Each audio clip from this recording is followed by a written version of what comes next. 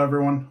This is the first video in a series of videos for sewing your own tree saddle for hunting. We're going to go over the materials, your main materials, different webbing, stuff like that. Some of the tools I use with my sewing machine, sizes for the saddle, for the materials itself, and then I'll be using the saddle, the completed saddle, to show you the different parts I'm talking about. So first off, I appreciate you guys watching. And if you guys have any questions in this video or any of the other videos, please don't hesitate to ask, and I'll do the best I can.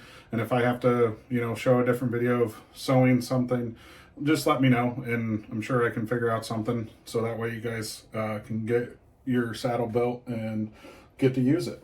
So first thing, we're going to go over the size. The size of my saddle. I'm a bigger guy. I'm 6'2". I wear size 42 to 44 pants. So my saddle is loosely based on the Tethrd Phantom.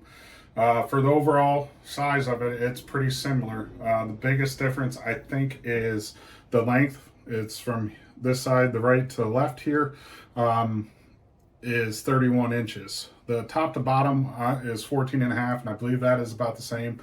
And I think the other big difference would be this on the sides here, the top to bottom. Mine are 8 inches wide, where I think the regular Phantom, even in the XL, is only like 4 inches or something like that. So this is definitely a little bit wider. I find it, for me, it gives me more comfort, and that's the reason I sewed up another one of these. And it's the first one I did, I sold.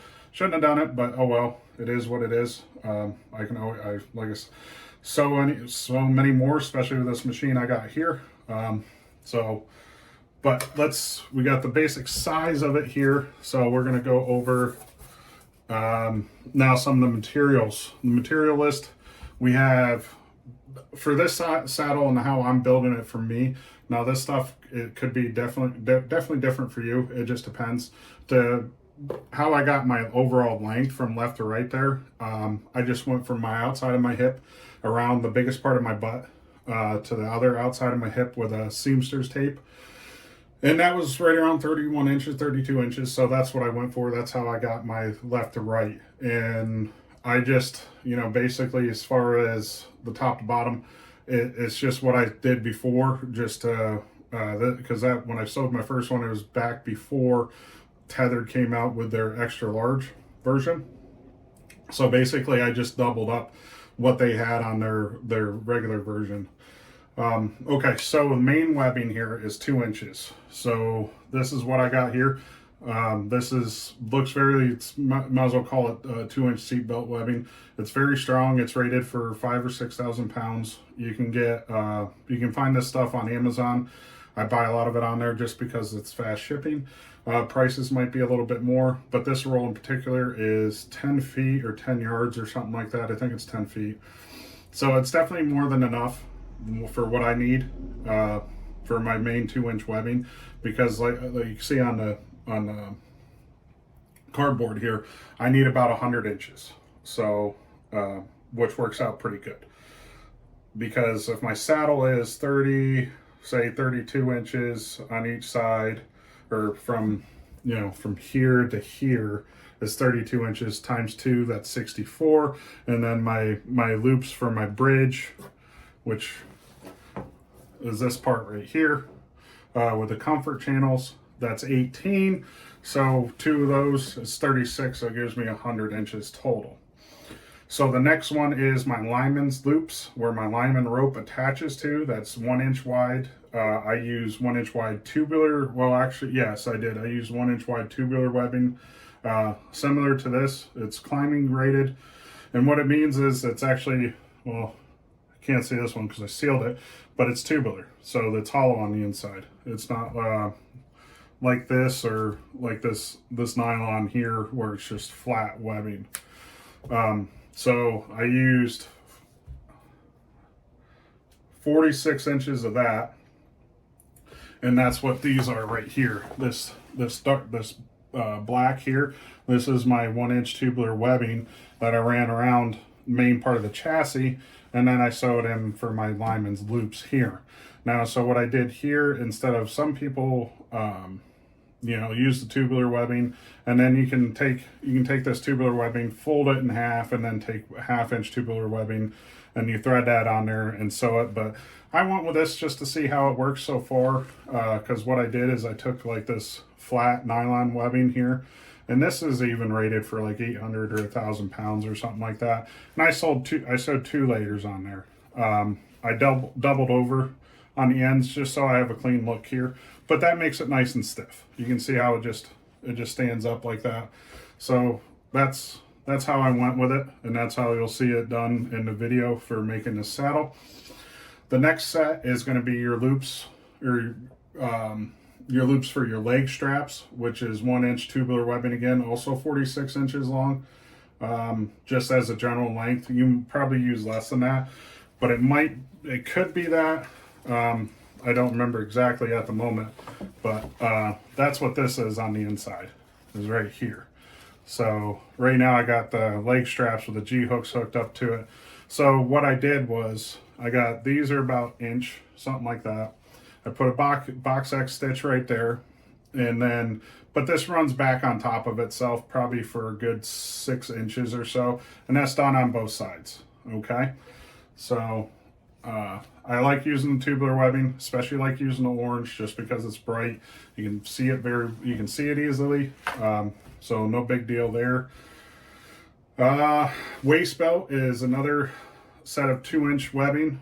Okay, except for the waist belt, I have it at 75 inches. You can trim it at whatever you want. So as long as you get a couple rolls of these, you'll definitely have enough 2 inch webbing to do your main chassis webbing in your waist belt. So there's that. Next up is your gross grain. So I estimated myself 90 inches in length just to make sure I have enough. And that's what this is right here. This is your 1 inch. This is mil spec gross grain. You can use whatever you want, but my one thing tip to do is get yourself a binding attachment. And that's what this is right here. This is a binding attachment. This one's bigger. This is for a different project. Basically what it does, because this will be a 1 inch, you can get 1 inch or 7/8. You just have to be mindful. These either come in 1 inch or 7/8. They do make these in 1 inch or 7/8. Sailrite makes very good versions of these. You can get cheaper versions on Amazon, which this one is. And they work just fine.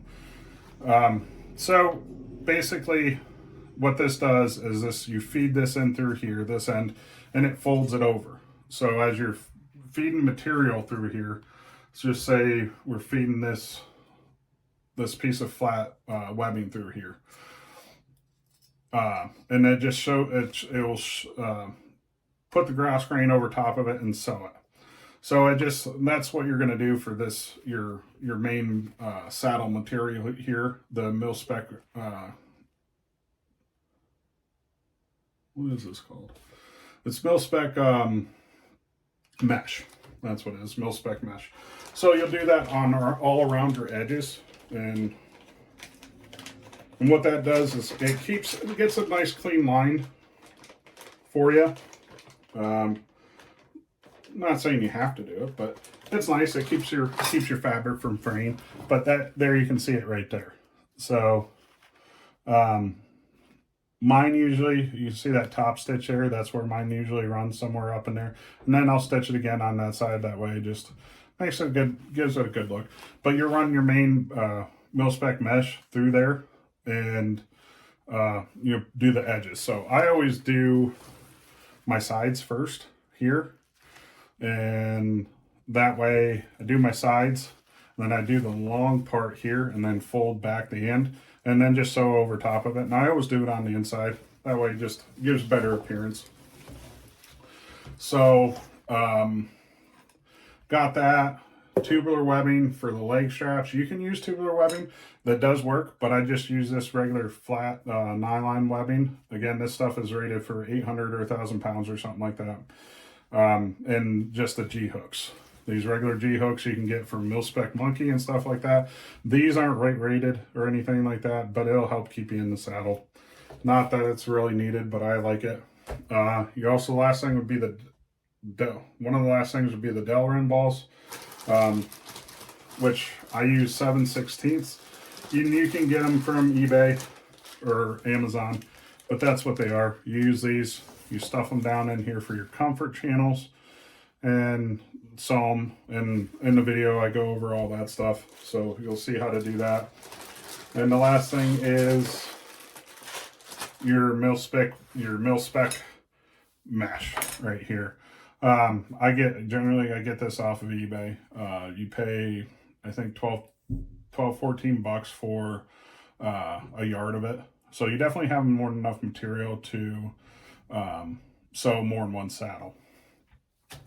And then the last thing I do, and I'm pretty sure I show this, but this is just a piece of 500D Cordura that I hand over on each end, but this is where I run my belt loop through.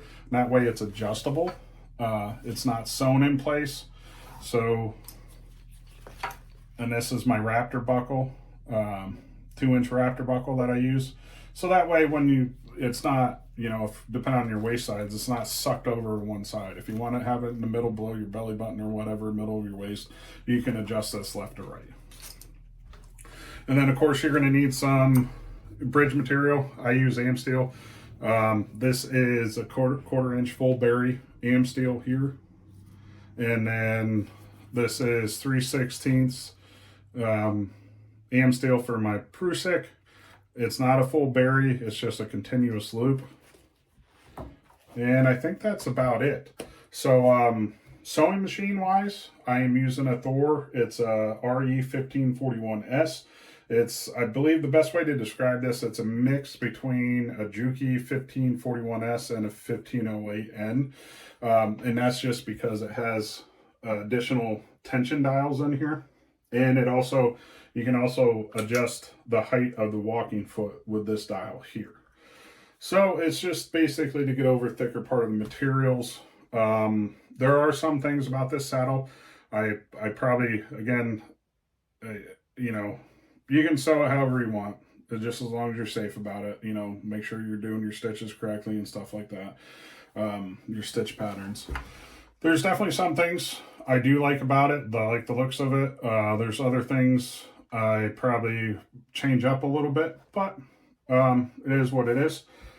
As far as sewing thread size, it's a T92. I believe I'm using a size 16 or 18 needle. And that's really about it.